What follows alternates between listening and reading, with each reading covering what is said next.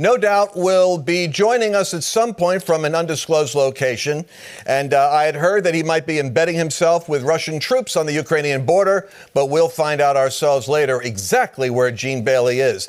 You would have to be actually not paying attention to anything this week to know that something historic is taking place.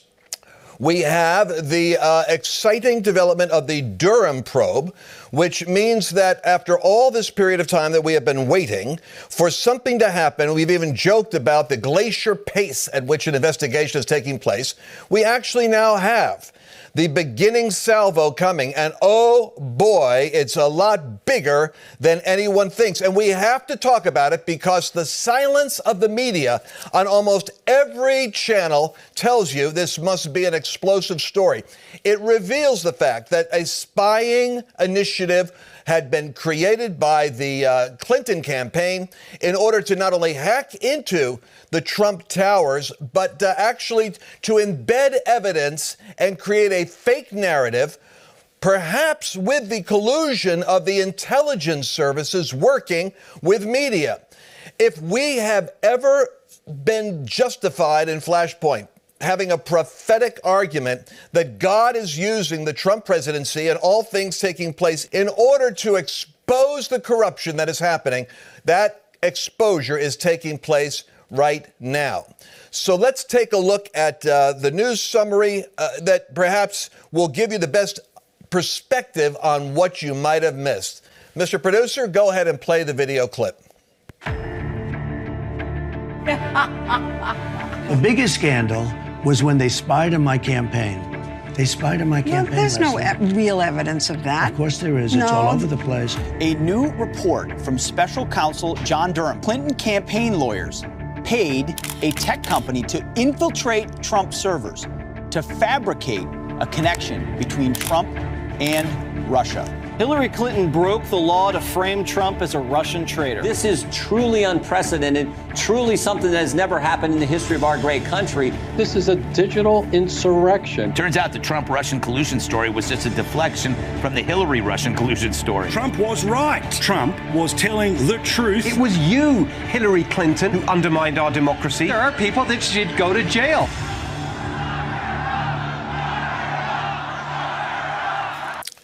Wow, wow, wow. So I'll tell you what we'll do now. Let's bring our panelists up. You're familiar with them. They are going to be Hank Kunneman. Thank you, Hank, for joining us here. Mario Murillo, who is fresh on the trail of his revival campaigns going on around the country. We have David Harris Jr., a dear friend and provocateur. And lo and behold, we have somehow found Gene Bailey, who is, surprise, surprise, actually not embedded with the Russian troops.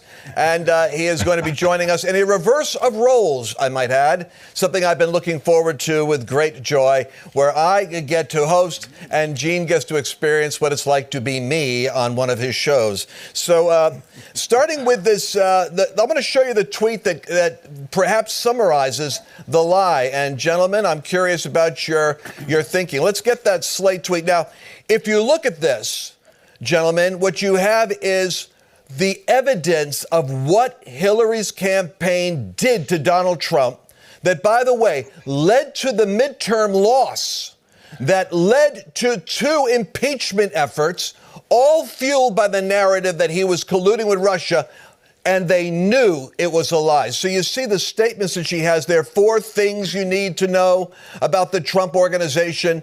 A secret server to communicate with Russians, Alpha Bank. All of this was a created narrative.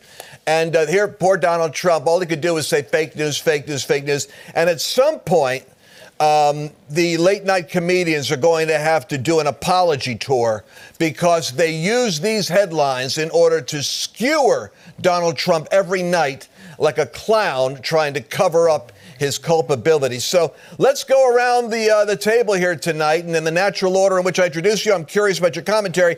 Hank, what are your thoughts as you see this? Thank you, Lance. It's great to be with you and also with this Russian guy, Victor something. Anyway. Victor Bailey. You can't see. Okay, well, Gene Bailey. But anyway, here's the thing. Getting back to the real thing, Hillary Clinton needs to be held accountable. And the reason being is what she has done is nothing more than Hillary's revenge because she didn't win in 2016. All the money that she paid, she had to come up with some kind of plan to make it look like that Donald Trump had this big hoax. But here's what I'm going to say, my last comment on this.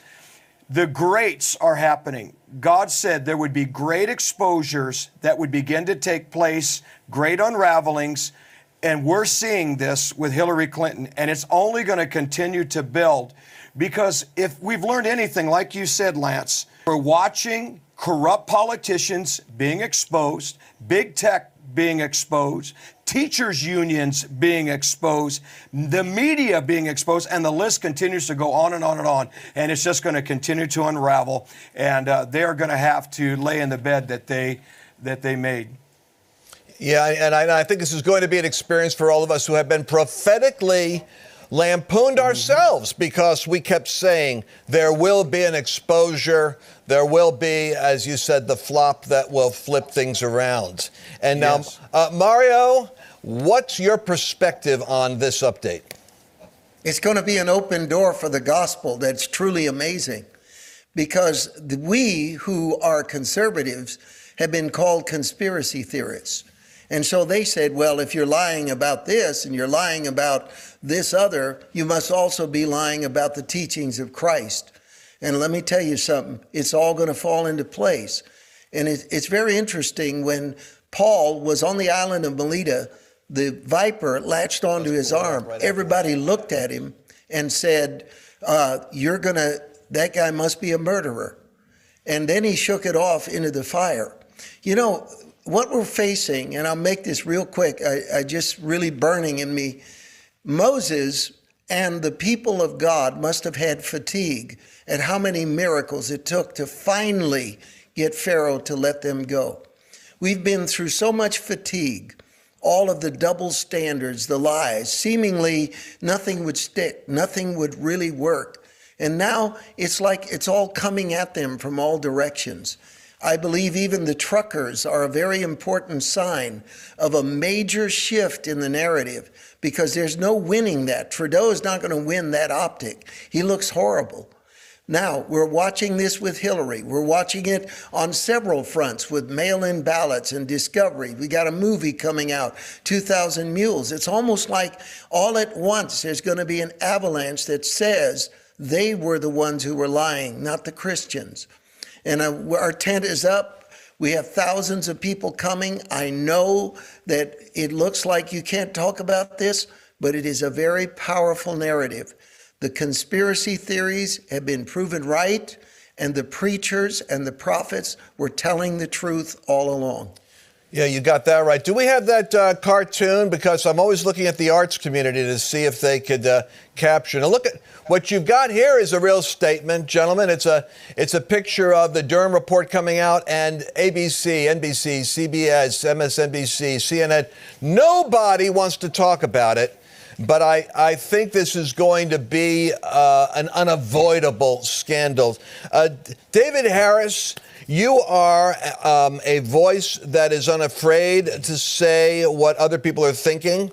What are you thinking?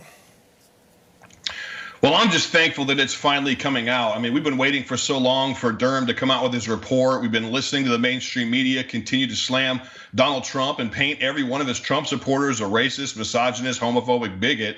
No matter what color you are, you seem to be a white nationalist that hates that supports Nazism and the support that would have supported Hitler because you supported Trump.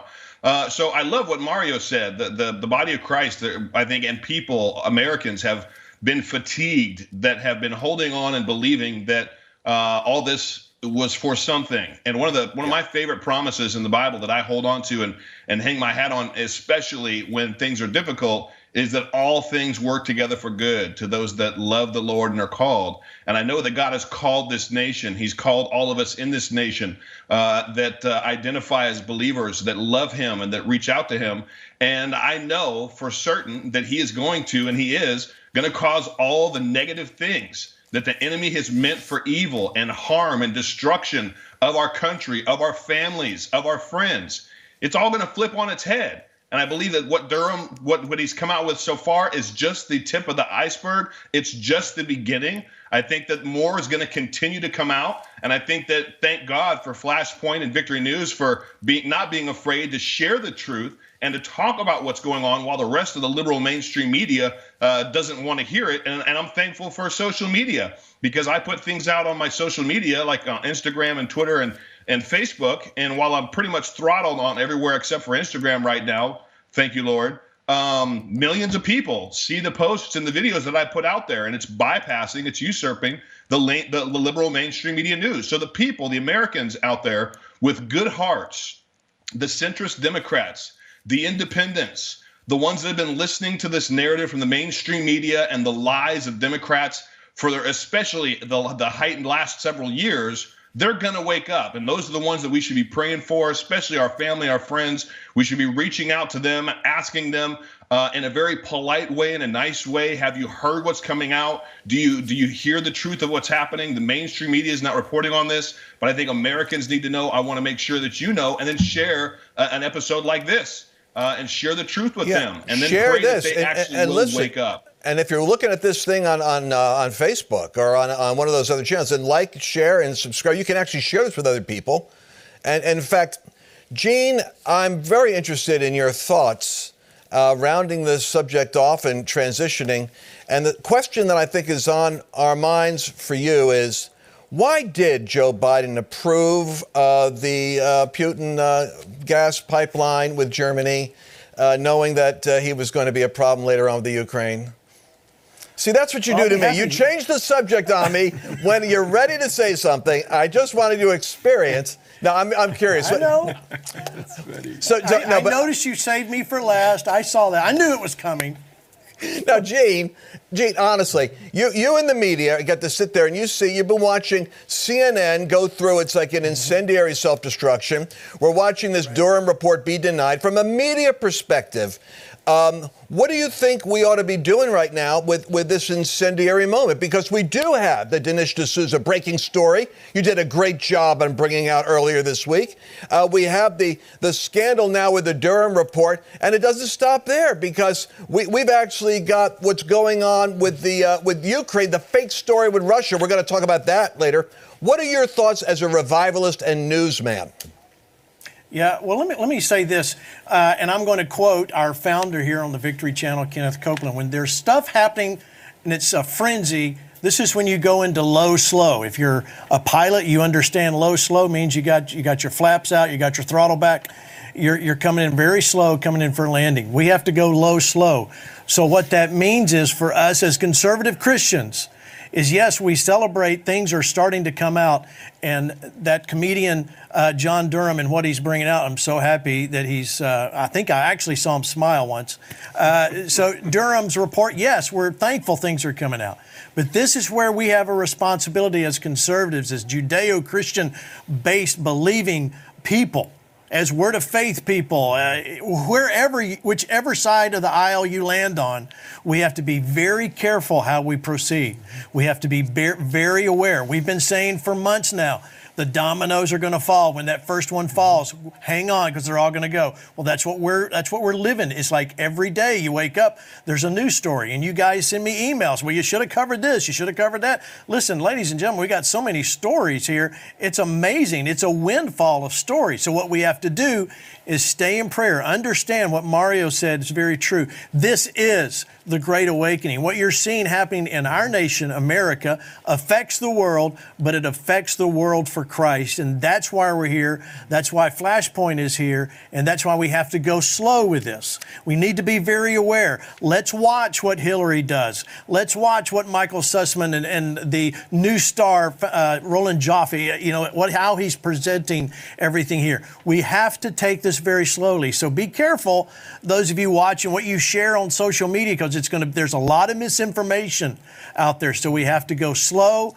we have to go methodical, and we've got to be be aware of what we're talking about. Because above all the news story, there's the spiritual plane. There's a spiritual plane we've got to operate on. And as believers, and those of you that are pastors and leaders and ministries, that's where you've got to operate on. Don't get caught in the fray of all the flurry of activity. We've got to go slow, and start to see what God's doing, because it is all revealing. It's a great time to be alive. It's a great time to be on FlashPoint. It's a great time to be here. Glad you guys are watching. This is why it's so important to share this medium, to share this program, because there is so much misinformation.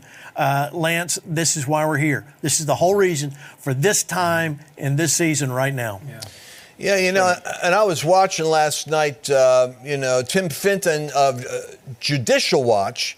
He was doing an interview with Bannon, and it was a very sobering interview because his point was, don't expect there to be really great prosecution come out of this trial with Durham unless there is like God's intervention, because the Republican leadership that has been in Washington never wants to really probe what's there.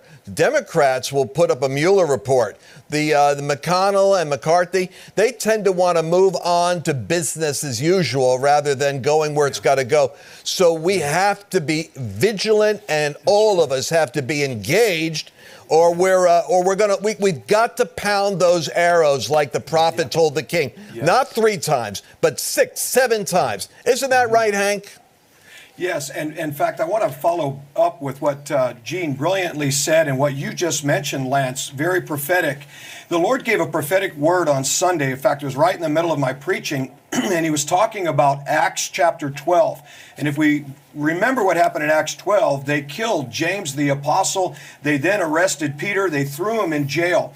And there was a moment where Peter is now between 2 soldiers. So he's yoked. His destiny, his life is yoked between 2 soldiers. And the Bible says, and this is what we need to be doing right now, we need to increase our prayer assault. Because the Bible said that in Acts 12, the church gathered, they prayed, they lifted up their voice, and their nonstop hitting of prayer caused something to happen. Those 2 chains of those soldiers broke. God sent an angel, and everything began to shift by a divine disruption and intervention of God. And this is where we're heading. It's not just enough for the Durham report to come out. We need divine interruption and intervention of God, and it's going to come with another level of prayer. Now, the last thing on that, I believe that on one side, and these mandates and all of this injustice and corruption that's been happening on the other, if we will lift up and take a greater prayer assault, like you said, with the striking of the arrow, we are going to see something out of heaven that is going to be a heavenly assault that's going to just turn this thing upside down, right side up. It's going to be powerful. Gene Bailey, what is your response to that? Well, actually, Hank stole my next line, which I was wanting to say. Listen, there's about 75,000 of you on the FlashPoint prayer email list. And the reason I said prayer email list, because this is the time to engage. You're a believer in Christ and you want to see some things happen. Listen, we can't take our foot off the gas here when it comes to this. Pastors, I'm asking you, if you're on that email list, you're getting emails that have prayer points at the end of every email, prayer points for us to engage in. We have to come in unity. You may not agree with everything that I say or Hank says or Lance says. Forget all that. We're on the same team, and let's come into agreement. But listen, we have got to take this matter seriously of prayer for our nation and prayer for things to be exposed that need to be on both sides of the aisle. And I know David Harris Jr. agrees with me on that. We have got to be able to see what we're looking at, know what we're looking at, and pray for God's timing and all this. Because listen, the very balance of this nation is in the weights. Yeah, man, we are hanging there, and Dave, I do want to come to you but guys, here's where we got to go. We have limited time and so much to want to burn through. I want to talk about what's going on with Ukraine. I want to talk about applying our prophetic acumen to seeing what's happening geopolitically and how Washington is working that subject for some reason, I think to distract Americans from the screwed up administration of Biden. And I still want to know, why are we worried about a border with Russia when we've got an open border with Mexico? But that's not my job because I'm hosting tonight. I'm not allowed to do that. I want to go to you, David Harris, and I want you to think about something. Just weave this into your commentary. They're persecuting pastors in Canada. What happens in Canada is a preview of what could be coming to the United States. Our friend Arthur Pawlowski, who's been on this show, has been deprived bail. And meanwhile, the guy was a BLM a virtual assassin who just tried to shoot a Democratic mayor. He's out on bail within 24 hours. But Canada is locking up our pastor friend up until March when he has a hearing. David Harris, give us a perspective on what we need to be thinking about moving into this next season of vigilance and warfare. Well, I saw that and posted and shared that when Pastor Arthur got arrested, and it's an absolute shame. The other shame of his arrest is that he's one of the only individuals in Canada that I've heard of, pastors, that were bold enough to take a stance to say, I'm not going to shut down my church. You're not going to stop me from preaching the gospel. And I'm going to continue to be here for my flock, for the people, to allow them a place to gather together and hear the word of God. He's one of the only ones. He's one of the few that stood up in Canada. I was thinking about this. The fact that so few pastors in Canada and even in America have stood up against these unconstitutional mandates is a very sad and tragic state. It's a tragic state and example of the state of the church in our country and in Canada. And so who did God send in Canada? He sent a bunch of truckers. He sent a bunch of truckers that said, you know what? You're not going to take this country on our watch. We're more powerful than you. We're more powerful than the government. Wouldn't it have been amazing to see every pastor in Canada do that, stand up for their rights like that, stand up for Canada like that? And hopefully we'll see that happen here in our country as well. I hear that there's a trucker convoy that may be starting here in the United States. So we'll see. But it's a shame what they've done with Pastor Arthur, but it's an example, I think, of his boldness, and that boldness. He's being martyred with his time away from his family and thrown in jail. And that boldness, I think, is going to light a fire in the hearts of pastors that say, you know what, I'm tired of being lackadaisical. I'm tired of just sitting on the sideline. I'm going to get up. I'm going to make my voice heard, and I'm going to be bold enough to even get arrested if that's what it means to preach the gospel. And let's remember, this pastor is from Poland. He remembers communism. I mean, the number of people that come from other countries that talk to us, that travel around, they're in ministry, warning us about what's coming to America, what's in America. This cancel culture sounds exactly like what they were experiencing in the home countries that they were in, that they were fleeing from to come here. And I think Trudeau is losing the battle. I see this as, again, evidence of God's move in North America, because as Canada and the United States now both experiencing a shaking, like a spiritual awakening. The honkers are honking. That was the Bob Jones prophecy. I think the Eagles are stirring. The truckers in Israel, Australia, all around the world, in a sense, are mobilizing. It's as though there's a movement of the working class against the managerial elite who were masking themselves as though they were socialists for the people. They're being revealed as really potential dictators for the elites. But can we play a clip, Mr. Producer, here of what's happening with Trudeau? Because I think the grenade is exploding. Let's go with I don't know if you guys caught this last night. He made a big mistake. He picked on the one Jewish delegate they have in Parliament and likened her to a Nazi supporter, trying to label the hardworking Canadian truckers as though they are Nazis. This is what the left does, and it produces contempt, and I predict a backlash from people like Bill Maher and the Rogans and the Jon Stewarts and others. Let's play that clip now and see what happened. Optimistic, hopeful vision for public life isn't a naive dream. It could be a powerful force for change. If Canadians are to trust their government needs to trust Canadians. Those are the words of the Prime Minister in 2015. These people, very often misogynistic, racist, women haters, science deniers, the fringe. Same Prime Minister 6 years later as he fans the flames of an unjustified national emergency. So, Mr. Speaker, when did the Prime Minister lose his way? When did it happen? Right Honourable Prime Minister. Mr. Speaker, Conservative Party members can stand with people who wave swastikas. They can stand with people who wave the Confederate flag.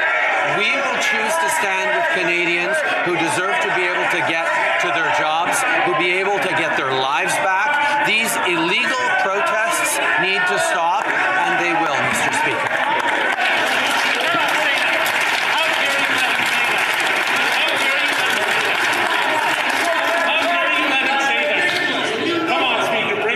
I just want to remind the honourable members, including the Right Honourable Prime Minister, to use words that are not inflammatory in the House, and that's for both sides. The Honourable Member for Thornhill.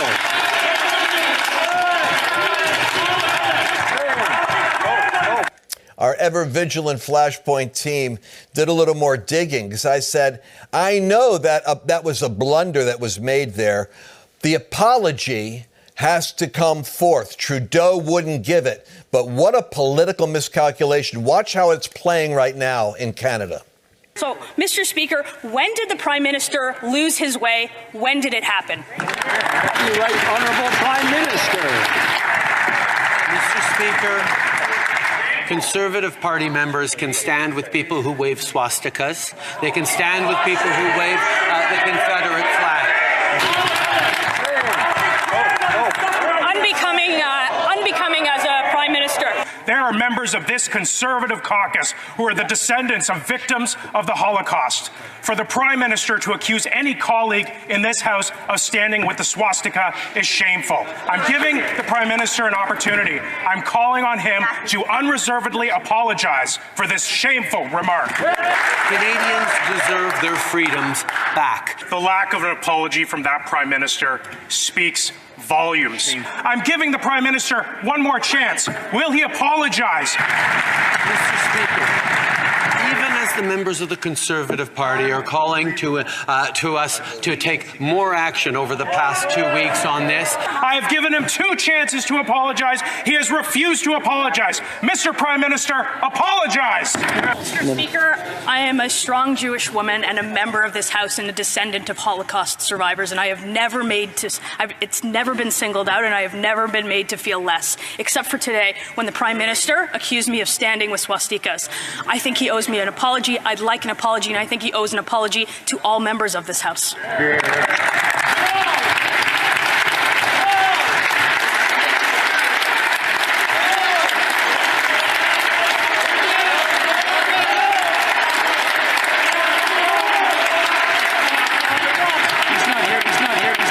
It is for the Prime Minister to come back and retract his words. The Prime Minister is very good at apologizing for acts that took place before he was born by people he wasn't involved in. It's time for him to take responsibility for his own words and apologize for what he said. So you could really feel, oh my gosh, one thing about the parliament system, whether it's in Britain or in Canada, we don't have that in the United States. That you can, it's almost like a soccer match. I mean, you hear the energy there, which you don't normally expect to hear from the Canadians. But Mario, you were watching Professor Hansen liken this moment. Now, what was your observation on Victor Hansen's data? Well, what Victor Hansen said, first of all, he called Trudeau pajama boy, which I thought was amazing. And then he said, this is his Tiananmen Square, when China and the young man that was standing in front of the tank. And he said it's an optic, and that's really bad, and Trudeau's going to lose. Well, I didn't think he could go any lower than he did just now by telling someone with Jewish background, with relatives that were in the Holocaust, that they stood with swastikas. And I'm going to tell you, I think everyone watching needs to realize something very, very important. FlashPoint has been raised up for God for a specific moment, a specific message, and to fill a gap that was very clearly evident by the hundreds of thousands who are now watching. We can't squander that opportunity. And I'm going to make this observation about China and Tiananmen Square and the optic that we're watching in Canada. This is now a single movement between Canada and the United States. They have just crossed the border, and the truckers in Canada have developed, we talked about the prophecy of the honking and then the eagles. Well, that's exactly right. They're eagles that are going to back up these truckers now. They have made a friend. And Trudeau has invited disaster on his own reputation and career, whatever was left of it. But it is going to end in a moral awakening. See, in California, people are miserable.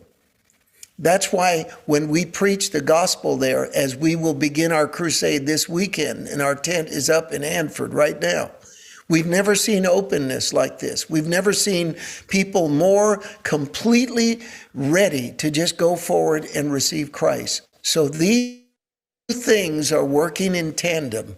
The house of cards is collapsing. The narrative is dying.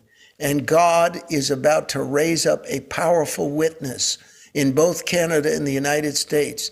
There's an amazing, amazing moment that we're living in. And I believe FlashPoint is bridging the gap between those two streams.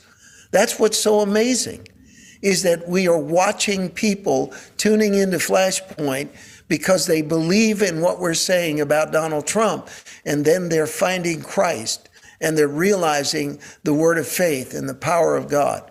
This is an amazing phenomenon right now. It's an amazing phenomenon, an amazing moment. And all of us are involved with the business of communication. Wilberforce said that the secret to overturning slavery and transforming the UK was a sustained pattern of public persuasion. And nobody's more important to that than media, and there's nothing more shocking than the absence of real good journalism. But you can see with the ratings of Tucker Carlson and Laura Ingraham that the hunger is there in America. The next segment, when we come back from our break, is going to involve Laura Logan, who is probably one of the sharpest, most courageous journalists that we've met in our lifetime. And I'm going to be asking her some questions. I want you guys to be thinking of questions because she's willing to take us into the real tissue of what goes on in the corrupt power structure of government, intelligence services, and media. Nobody knows the story better than her. We look forward to hearing from Laura Logan when we get back from this break. The winner of the Gracie Award, the David Kaplan Award, the David Bloom Award, the Daniel Peele Award. I guess you got the idea. She's an accomplished journalist. Thank you, Laura Logan, for joining FlashPoint. We're glad to have you here. Thank you for having me. So I was especially interested in introducing you to our audience when I watched an interview with you and Tucker Carlson. And this was probably the Fox Nation app. And I very seldom see Tucker, actually, who is himself so brilliant, admitting that he's getting educated live on the air. And it was when you were talking about Afghanistan, and you were talking about the role of Pakistan in Afghanistan, about the intelligence agencies, the funding in Pakistan, and the influence of the CIA in shaping headlines and narratives. I mean, you could see not only him, but the rest of us, the smoke is coming out of our ears with what the Durham investigation is producing. I think we all need an update on how these intelligence agencies actually are shaping news cycles, and they're not doing what you think they are. Could you just give us some insight on that subject itself? You know, a very wise man once told me that it's okay to be disillusioned because it means that what you were believing in was an illusion. And once you recognize that, you have the ability to begin correcting it because none of us want to be living under an illusion, right? And that's what you're really talking about. When it comes to the intelligence agencies and the Department of Justice, the FBI, the media, you know, Americans rightly had an expectation that their leaders, sure, they might cheat here and there, maybe lie here and there, but by and large, they would be honest. And the same with your media. Of course, we all have bias, but we would aspire to be honest. And, when we were wrong, we would correct that behavior. And what you see now, the same with the intelligence agencies. I mean, what you really are looking at with John Durham, and I cannot urge people strongly enough to read those indictments, because Durham has been very, very slow, and he's been very careful, and he's been very deliberate.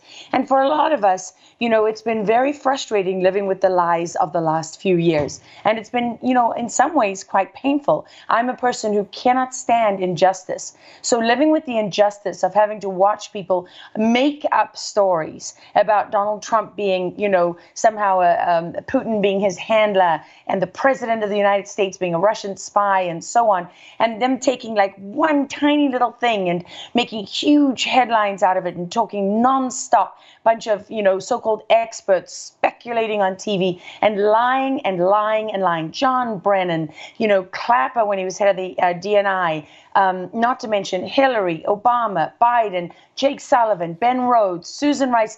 I mean, the list is endless. We haven't even gotten to Peter Strzok and Comey and McCabe and that stupid woman Lisa, who worked for Strzok. I mean, these people, this is an actual conspiracy. This is not a conspiracy theory that or a label that you use to silence people. This is what sedition is. It's the very definition of treason and sedition. And they have worked with foreign entities at the same time. It's no accident that, so many of the key players and the key moments in the whole Russia collusion narrative took place in the UK, or Christopher Steele is a British citizen who conveniently cannot be subpoenaed to appear before Congress, can he? And so on and so on. So what you're looking at with Durham, I think the thing that people forget is that there are two sides in this. We are at war in the United States. This is not a war defined by red and blue or Democrat and Republican.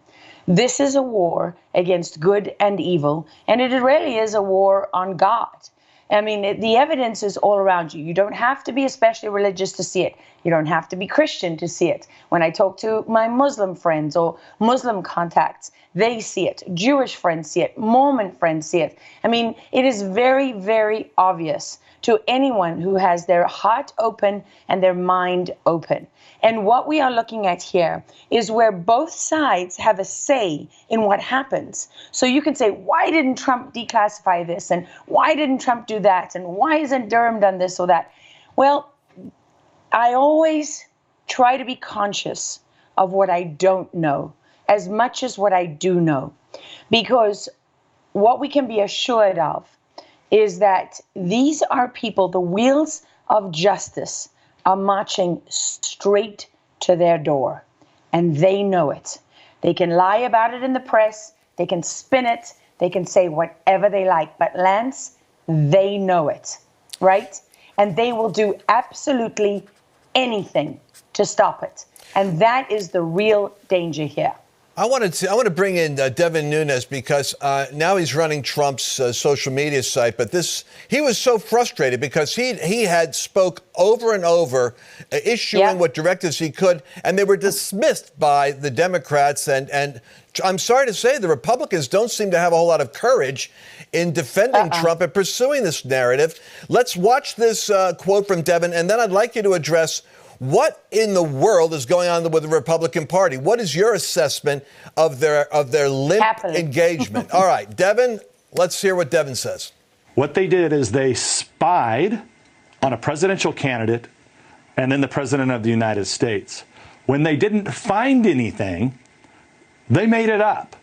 And they framed a sitting president of the United States and tried and got the whole Mueller investigation. That's really what happened here. It's really that simple. So it's overwhelming, the significance of this. What do you think is the response of the Republicans to all of this? The Republican Party has shown itself for who it really is today. This is part of what Trump has done.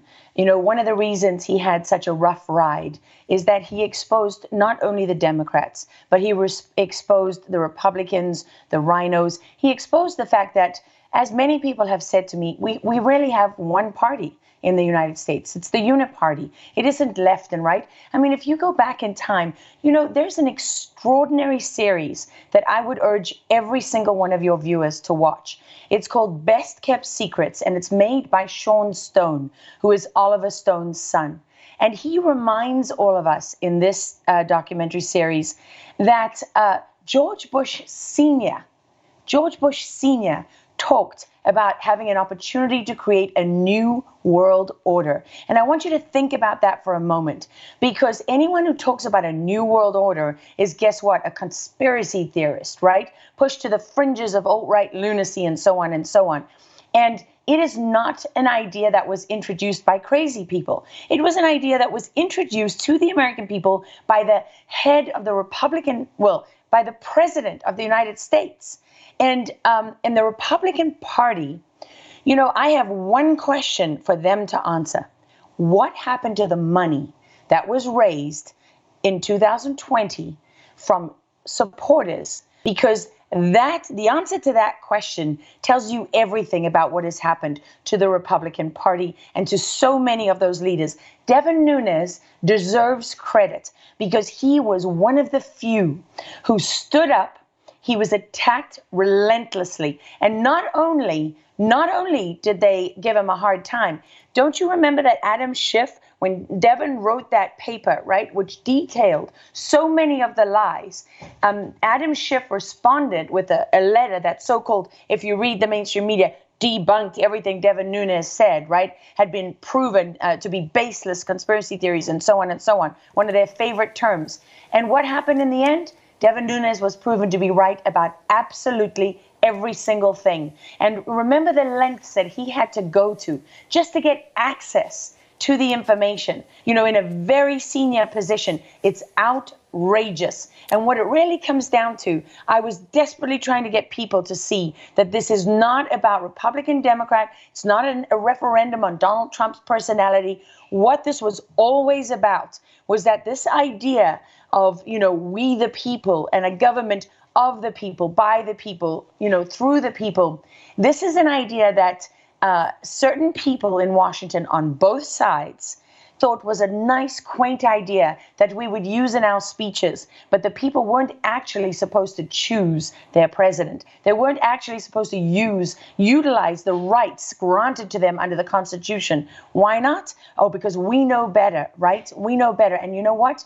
They don't know better. They lie, they steal, they cheat, and they're going to be held accountable. Absolutely. And, you know, Laura, part of this program and its explosive appeal to the conservative and evangelical audience is the fact that we believe that Donald Trump really was a populist who ran as a Republican.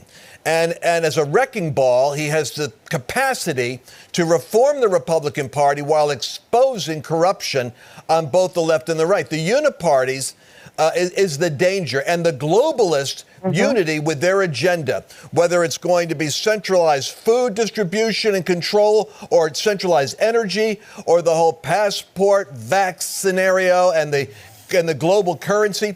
I think you probably have an aspect of perspective on that is going to be exactly in sympathy with what our audience is expecting is the real story.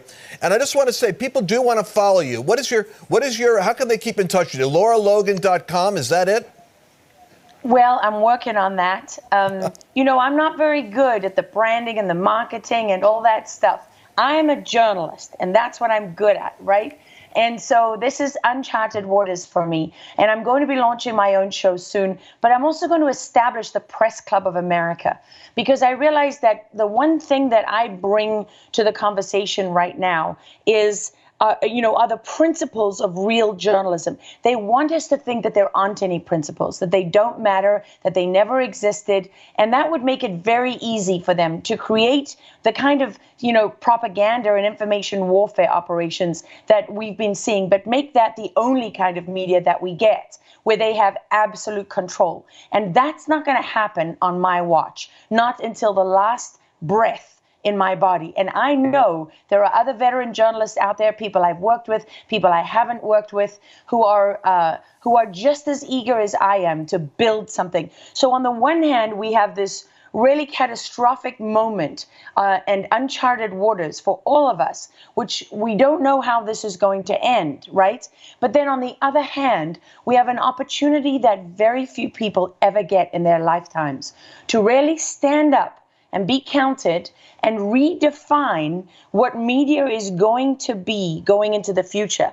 And so I think that my role in that is to create a foundation that preserves those principles, but also is a home for all these new journalists and independent journalists and young journalists coming out, for all the poor kids who've gone through those indoctrination schools they call colleges, and have come out as activists and have no idea what real journalism is. This is going to be a place where we honor and respect journalism for the quality of the work, not the political message. We're going to have an annual awards show that's going to be so much cooler than any of the other stuff that's out there, and a mini film festival and a comedy tour. But I'm still going to be a journalist. I want other people to run this. I want it to be something that is much bigger than me, that I can just walk away from. But I want a home for all those independent journalists who don't even have a press pass. It's outrageous that James O'Keefe is still described by the New York Times as being an alt-right activist or far-right activist, that Andy Ngo has to fight to be respected as a journalist. Are you kidding me? These are the kind of people that do more journalism in an hour of any day of the week than 90% of the press corps. Okay, so that's going to end.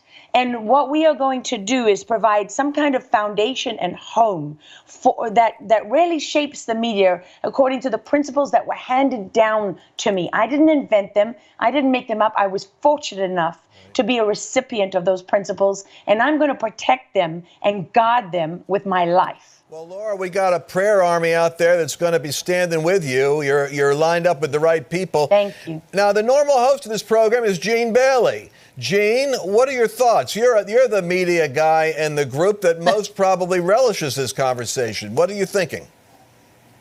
Well, I'm wondering what the name of her cat is. Well, actually, we call her Lady Meow Meow because she's so tiny, but she has the biggest meow. I'm sorry. Okay. Bella, where are you?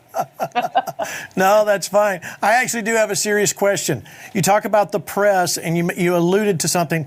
I want to know from your side of the fence there, with all the people you've worked with, to the people sitting at home that watch this program every week, they're thinking, but is there any mainstream media journalists that really are upset and want to do the right thing? Because all we see are the ones that seem to have drank the Kool-Aid and are buying the mainstream lie. You're right. That's all you see, because that's all they want you to see, right? And there's Bella again. Lady Meow Meow, stop it. Okay, so the serious answer to your question, though, is of course there are journalists like that. Look, not everybody has the ability or the courage to stand up and take a pounding, right? I mean, honestly, it happened to me with my Benghazi story at 60 Minutes more than a decade ago. And that has been a struggle. I've been attacked, constantly ever since then. And it's exhausting. But they picked a fight with the wrong person, right? Just like they did with Joe Rogan and many others. I'm going to tell you, Gene, that they're there. I don't know all of their names. I don't know all of them, but I can tell you that they are there for sure. That, people get beaten up by the system. But look at the ones who've come out. Bari Weiss came out from the New York Times, and she's phenomenal. There's Kimberly Strassel at the Wall Street Journal, one of the journalists that I respect the most. There's so many journalists at the Federalist, like Molly Hemingway. There's Glenn Greenwald. I mean, Glenn is just amazing. And so there are journalists who are out there, and I know because I was at 60 Minutes for 16 years, and I know that there are good people there. I know that people don't all drink the Kool-Aid. And if you just give them an opportunity, you might be surprised at what you find. You know, in every communist takeover, and I don't think this is a communist takeover, I think that they use communist tactics because they're very powerful tools of control. But this is a technocracy. It's a global technocracy that we're moving into. And but yet, and look at communist takeovers throughout history, less than 2% of the population was actually ideologically communist and committed at the time of takeover. The rest went along with it out of fear and out of, you know, all the other things that drive people to follow instead of to lead. And so what we have to do is to create opportunities for people. And you know what? If they don't buy into it, I don't care. There's more than enough people who are interested in this. Gene, you have a follow-up on that? Yeah, I do. You know, Laura, first off, thank you for standing up. Thank you for being willing to be strong enough to stand up. I know your own agency dropped you because of comments about Fauci. But my final question for you, because we're almost out of time, is I want to understand, and maybe you can help the people at home. People of faith want to know on this program, they're very loyal, they're followers that want to know, what should I do next? What do I do? How do I help the situation? Please speak to that. Well, you know, one of the most troubling things about where we are now begins in the church, because the priests and the Vatican and many other structures and leaders that are the pillars of the church as we have known it have betrayed God. And that's just a reality. It's a fact. And so I would say, if you know, what I say to people is, look, it's not for me to tell you what to do. I went to a college and the kids asked me, what should we care about? Well, you need to figure that out on your own. My job as a journalist is to give you information that is as accurate and honest as possible about things that I really think are important to know, and to give you the whole truth, right? The real search and the real struggle in what we do is to find the whole truth, not to be misleading because you're just given a sliver of truth. And so I would say, figure out what is most important to you. Figure out what you do best. You know your threshold. You know how much you're willing to risk and what limits you're prepared to take. But understand this. You are sitting at the gates of Auschwitz right now. We are there. We've walked the 9 miles. We've been marched to our deaths. And there is no going back, right? At this point, there is no going back. The choice is whether we go through those gates or fight. And that is the moment where we are in history. I know where I stand, right? It's very, very clear, and it's always been clear every day of my life. I have no moral ambiguity when it comes to these things. And I am not in a position to tell you what you should or shouldn't do. It's very obvious that if you do what you do best and you stand up for the truth and you stay faithful to the principles of God, then you will find the answer. Practical terms, you know, the first thing is to be informed. Watch Best Kept Secrets by Oliver Stone's son, Sean Stone. Okay, that's a very important series. Watch the movies that Mickey Willis has made about planning. You know, inform yourself about these things. Ask questions. Do not walk blindly in, you know, rage against the dying of the light, because this is your last opportunity. What you fear losing may already be long gone. And what you're holding on to is just an illusion. Let me share this with you. We got about 2 minutes and 45 seconds left. Our people are adopting you into our tribe. We're going to be praying for you because you've got a whole new chapter of life ahead of you, and God called you to this moment. Mario Murillo has a quote here. What if God is about to turn the tide of evil in our favor, but we're too timid to do as the occasion demands? Will we offend people by our bold attack? That doesn't matter. Pastor, will you lose members in your church if you obey God? That also doesn't matter. If they left you because you obeyed God, you never had them in the first place. Mario, that's right. Let's pray for Laura right now. We got 2 minutes, and if we have a little time at the end, I'm going to squeeze in some final comments from Dave and Hank. Go ahead, Mario, pray.